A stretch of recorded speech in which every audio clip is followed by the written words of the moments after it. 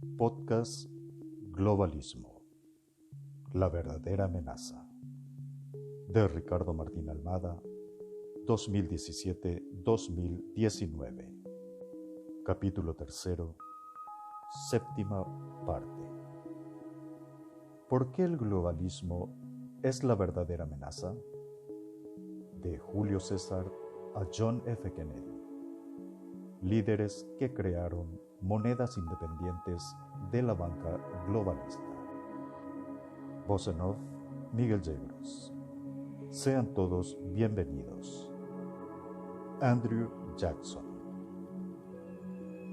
Luego de la Revolución de Independencia en 1781, de la mano de los Rothschild, se creó el Banco de los Estados Unidos. No es muy difícil de adivinar que, al igual que el Banco de Inglaterra, se trataba de banca privada, disfrazada de pública. ¿Cómo se permitió esto? Debido a los gastos de la Guerra de Independencia, la inflación desmedida y principalmente los argumentos de Alexander Hamilton, secretario del Tesoro de Estados Unidos, dijo: solo una deuda pública, si no es excesiva, será para nosotros como una bendición nacional. La sabiduría del gobierno será demostrada al no permitirse a sí mismo en el seductor y peligroso trabajo de emitir su propio dinero. De igual manera, Hamilton le hizo creer al Congreso que solamente este tipo de dinero, emitido por bancos privados, sería aceptado en sus negociaciones internacionales. Thomas Jefferson, el secretario de Estado, se opuso tenazmente a tal proyecto, pero el presidente Washington finalmente se rindió ante los argumentos de Hamilton. En 1781 fue creado el Banco de los Estados Unidos, con una licencia para operar por 20 años. Los cambistas no podrán permitir que América imprima su propio dinero nuevamente. Por eso la redacción de la Constitución estadounidense fue tan tramposa en ese aspecto. Fue en este contexto que se dio el discurso de Franklin, expuesto más arriba.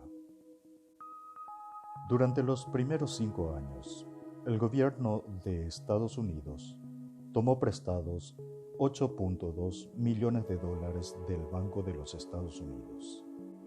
Durante ese periodo, los precios aumentaron un 72%. Jefferson, como nuevo secretario de Estado, miraba el endeudamiento con tristeza y frustración, incapaz de detenerlo. Desearía que fuera posible realizar una simple enmienda a nuestra Constitución, sacándole al gobierno federal la capacidad de endeudarse. Un congresista llamado P.B.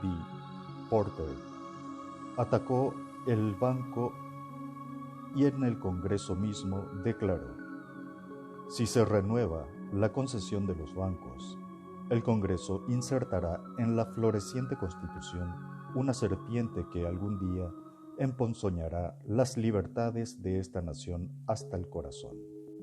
Ante esto, Nathan Rothschild advirtió a los Estados Unidos que serían llevados hacia la más desastrosa guerra si la concesión del banco no se renovaba.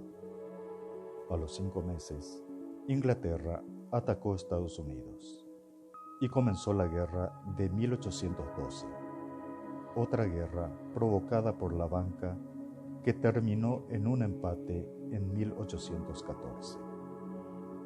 Aunque los cambistas quedaban temporariamente derrotados, estaban lejos de rendirse. Les tomaría solo otros 2 años reinstalar su banco privado.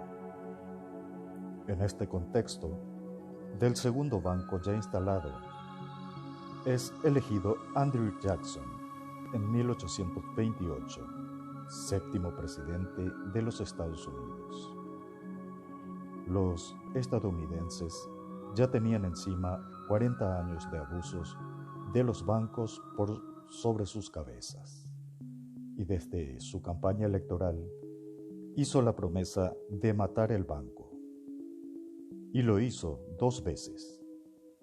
Desde su elección en 1828, recién en 1936 se renovaba la licencia del banco para imprimir moneda estatal, pero los banqueros Rothschild se adelantaron y pidieron su aprobación 4 años antes.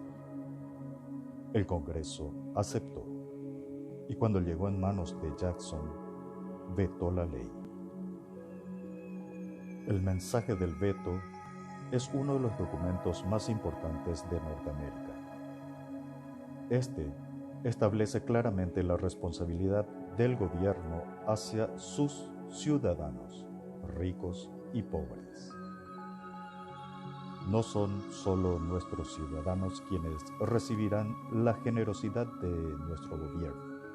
¿No es peligroso para nuestras libertades e independencia un banco cuya identidad tiene tan poco que ver con nuestro país? El controlar nuestra moneda, recibir nuestro dinero público y mantener a miles de ciudadanos dependientes sería algo más terrible y peligroso que el poder militar del enemigo. Si el gobierno se comprometiera a ser proteccionista y dar sus favores sin distinción de grandes y pequeños, ricos y pobres, sería una bendición ilimitada. El proyecto delante mío parece ser innecesario y gran desvío de estos justos y sabios principios. Ante semejante discurso, el Congreso fue incapaz de rechazar el veto de Jackson. Jackson planteó la discusión de frente al pueblo. Su eslogan de campaña para su reelección fue espontáneo en la gente: Jackson, no banco. El conocimiento es riqueza. Muchas gracias por asistir. Voz en off, Miguel Yegro.